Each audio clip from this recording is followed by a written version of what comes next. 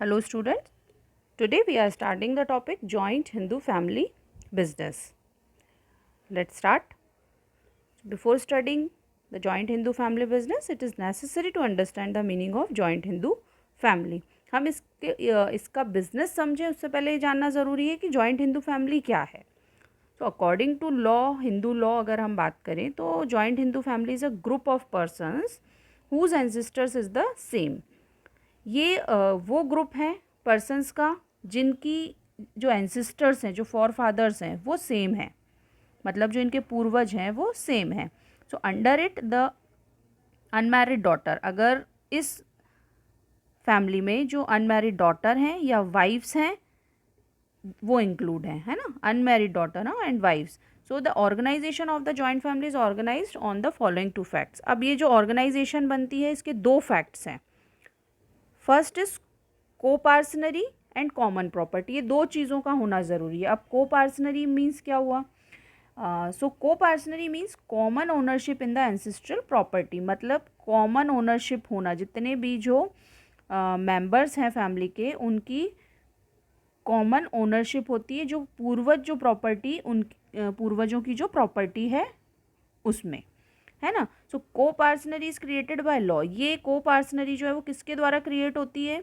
Law and not by any contract. ये कोई किसी कॉन्ट्रैक्ट से क्रिएट नहीं होती है, ये लॉ से क्रिएट होती है. और according to it individual gets a right in the ancestral property immediately after birth. जैसे ही उसमें किसी इंडिविजुअल का बर्थ होता है उसका उस प्रॉपर्टी में राइट होता है.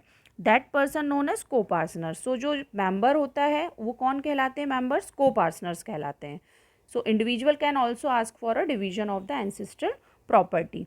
अब जो इसमें कोपार्सनर हैं वो प्रॉपर्टी के डिवीजन के लिए भी बोल सकते हैं. ठीक, कोपार्सनरी क्लियर है. जो मेंबर्स हैं एंसेस्ट्रल प्रॉपर्टी में, ठीक, इसमें कॉमन ओनरशिप होती है. ठीक, ये दो चीज़ें कोपार्सनरी के अंदर आती हैं. अब common property, what is this? According to law Hindu joint family gets recognised as undivided Hindu family only when the family possesses a property that is used for the welfare of all the members of the family. अब ये undivided Hindu family तभी बोली जाएगी जब उस family में कोई property ऐसी होगी जो सबके लिए है ना. सो और उसका जो यूज़ है वो किसके लिए हो रहा है? वेलफेयर के लिए. जो मेंबर्स हैं उन सबके वेलफेयर के लिए हो रहा है. ठीक है, तो एक कॉमन प्रॉपर्टी का होना बहुत ज़रूरी है. ठीक है, अब कॉमन प्रॉपर्टी क्या हो सकती है? देखिए, एक हो सकती है एंसेस्ट्रल प्रॉपर्टी, जो उस फैमिली के जो पूर्वज हैं उनकी जो प्रॉपर्टी चली आ रही है ना, वो हो सकती है.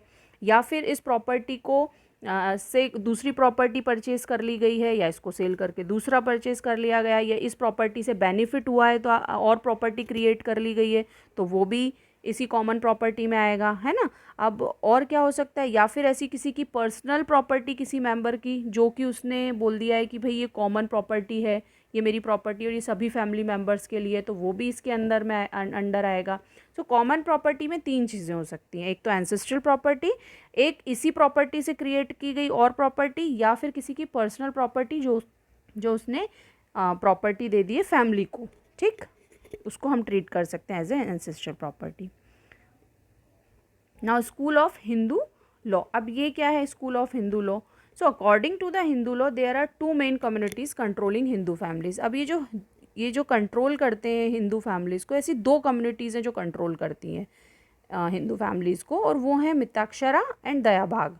अब ये क्या है? इन दोनों का कॉन्सेप्ट समझना बहुत ज़रूरी है. ये मिताक्षरा जो है वो कंट्री में बहुत पॉपुलर है, सिर्फ आसाम, बंगाल और सम पार्ट्स ऑफ उड़ीसा को छोड़कर, इन स्टेट्स को छोड़कर ये बाकी कंट्री में फेमस है मिताक्षरा. और इसमें जैसे ही किसी लड़के का जन्म होता है, मेल का सन का जन्म होता है फैमिली में, तो उसको इक्वल राइट्स होते हैं. जितने राइट्स उसके फादर के उतने ही राइट्स उसको भी मिल जाते हैं उसके जन्म लेते ही. और जब वो एडल्ट होता है, जब वो बड़ा होता है, तो उसको पूरा राइट होता है कि वो प्रॉपर्टी का डिवीजन के लिए बोल सके. और जो उसका इंटरेस्ट होता है वो अनसर्टेन होता है. अनसर्टेन मीन्स जैसे कि हो सकता है फादर को ज़्यादा इंटरेस्ट मिल रहा हो प्रॉपर्टी का और उसको कम, क्योंकि चेंजेस हैं. ज़्यादा भी हो सकता है इंटरेस्ट और कम भी हो सकता है अकॉर्डिंग टू द चेंज।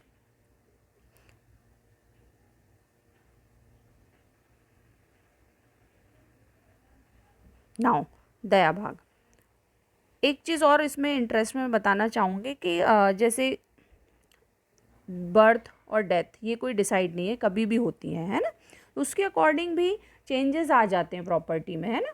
सो इसलिए भी ये बोला गया है कि जो इसमें इंटरेस्ट है मेंबर का वो सर्टेन नहीं है कि जो पहले मिल रहा था वही बाद में भी मिलेगा। सो इसीलिए अगर ज़्यादा मेंबर्स हो गए हैं फैमिली में तो इंटरेस्ट कम हो जाएगा, कम है तो इंटरेस्ट ज़्यादा भी हो सकता है। तो इस टाइप से ये इंटरेस्ट जो है वो अनसर्टेन है।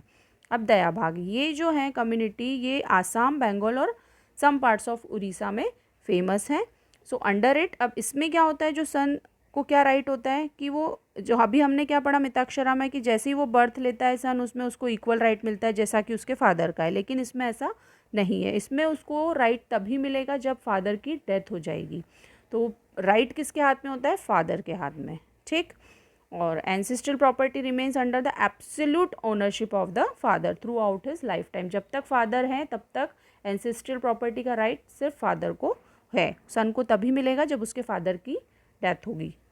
सो I hope these two communities are clear, Mitakshara and Daya Bhag. Now what is the meaning of joint Hindu family business. अब आते हैं हम कि ये जॉइंट हिंदू फैमिली बिजनेस है क्या। So, when a business enterprise is run by the people belonging to the same family and they run the business as a family business, it is called joint Hindu family business. इसमें जो लोग हैं जो एक ही family से जो belong करते हैं और उनकी प्रॉपर्टी है कॉमन प्रॉपर्टी, और वो अगर कोई बिजनेस रन करते हैं तो वो इसके अंडर में आते हैं जॉइंट हिंदू फैमिली बिजनेस के।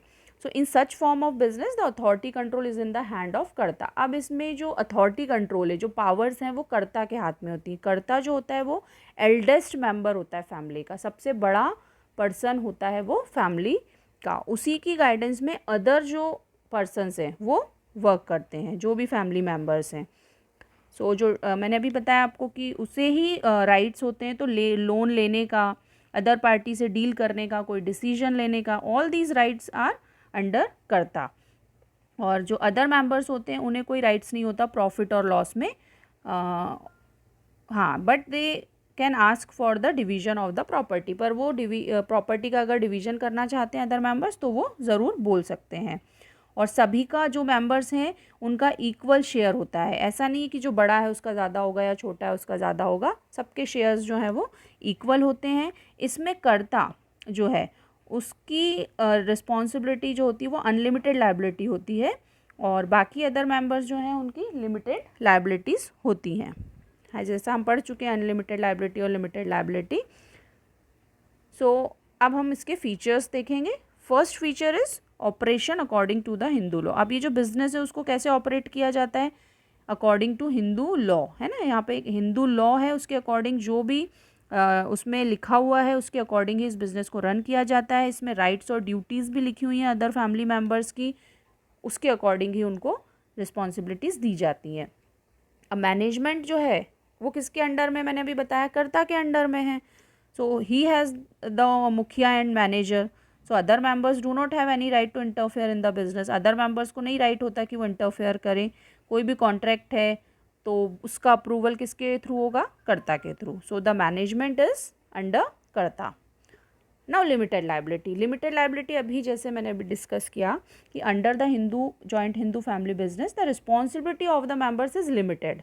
मतलब जो मेंबर्स हैं उनकी रिस्पॉन्सिबिलिटी तो लिमिटेड है, जितना उनका शेयर है बिजनेस में उतनी ही उनकी लायबिलिटी है, लेकिन जो कर्ता है उसके हाथ में अथॉरिटी होती है बिजनेस की, उसको ही डिसीजन पावर की अथॉरिटी होती है क्योंकि वही है मैनेजर। तो उसकी जो लायबिलिटी है वो अनलिमिटेड है। उसकी पर्सनल प्रॉपर्टी भी अगर उसे लॉस होता है बिजनेस को तो उसे लगानी पड़ सकती है, लेकिन जो मेंबर्स हैं उनकी पर्सनल प्रॉपर्टी नहीं लगाई जा सकती लॉस होता है तो, क्योंकि उनकी लायबिलिटी लिमिटेड है, उनका एक शेयर लिमिटेड है, that's why. So permanent existence. अब इसमें हम ये कह सकते हैं कि परमानेंट एग्जिस्टेंस है क्योंकि जो बिज़नेस है वो परमानेंट रन होता है, इसमें कोई इफ़ेक्ट नहीं होता। अगर कर्ता की डेथ हो जाती तो कोई और कर्ता बन सकता है जो फैमिली का एल्डेस्ट मेंबर है। तो अगर इंसॉल्वेंसी भी हो जाती है या दिवालिया हो जाते हैं, so there is no affect of the death of insolvency और lunacy of the members of the business. इसमें कोई इफेक्ट नहीं पड़ता, ये बिजनेस चलता रहता है। Membership by birth, a child gets a right in the property of the Hindu. अभी हमने पढ़ा कि हिंदू अनडिवाइडेड फैमिली में जैसे ही कोई इस फैमिली में अगर कोई जन्म लेता है तो उसका राइट होता है बिजनेस में, he automatically becomes a member of the business.